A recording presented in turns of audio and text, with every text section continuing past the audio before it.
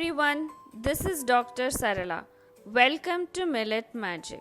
We are back today with a unique dosa recipe, Neer Dosa. Neer Dosa is a popular version of dosa in coastal Karnataka. The hot and humid weather conditions of this region make it difficult to ferment dosa batter without it becoming too sour.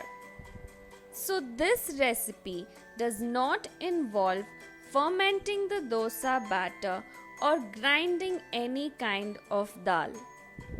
The lack of dal in this recipe makes it a very good dish for kidney patients and those with severe gastritis and gout who are trying to have a low protein diet.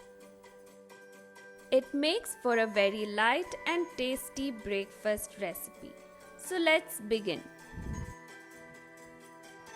You will need 2 cups of either Barnyard millet or little millet, and you need to soak this overnight.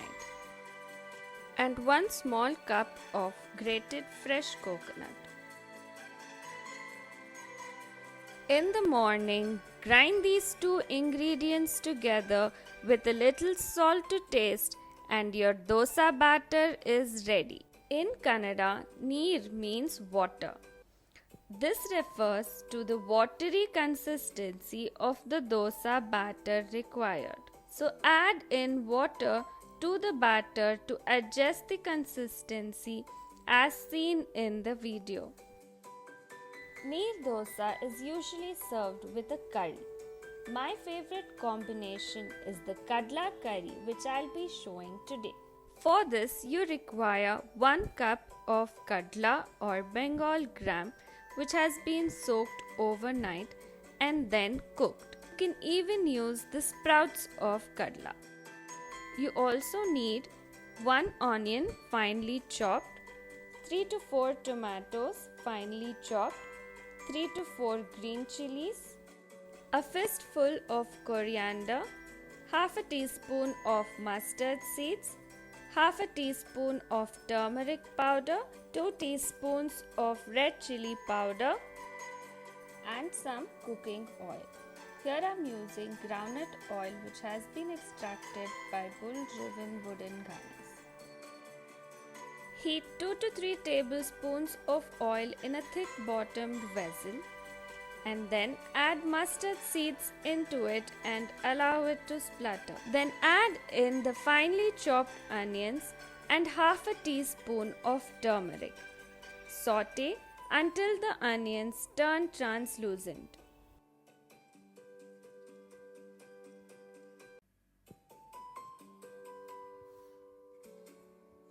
Then add in 2 teaspoons of homemade red chili powder.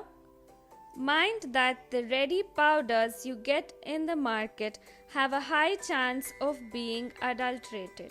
Then quickly, before the chili powder burns, add in the finely chopped tomatoes.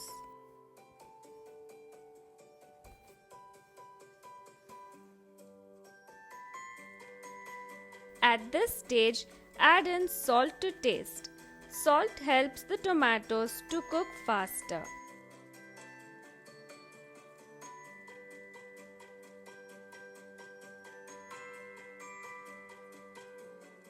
Cover and allow to cook for 3 to 4 minutes on a medium flame.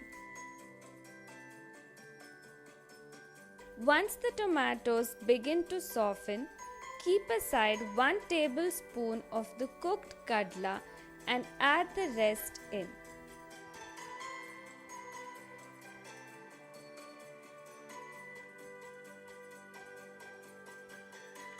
Add water to adjust the consistency and allow to simmer for 3 to 4 minutes. Meanwhile, coarsely grind the 1 tablespoon of cooked kadla which you had kept aside. Adding this in gives a little thickness to the curry and enhances its taste.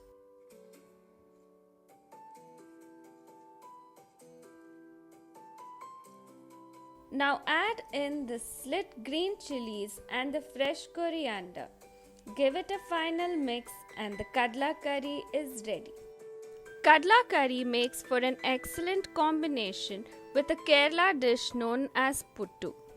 The millet version of puttu will be coming up soon on Millet Magic. A watery version of the Kadla curry also goes very well with millet poha.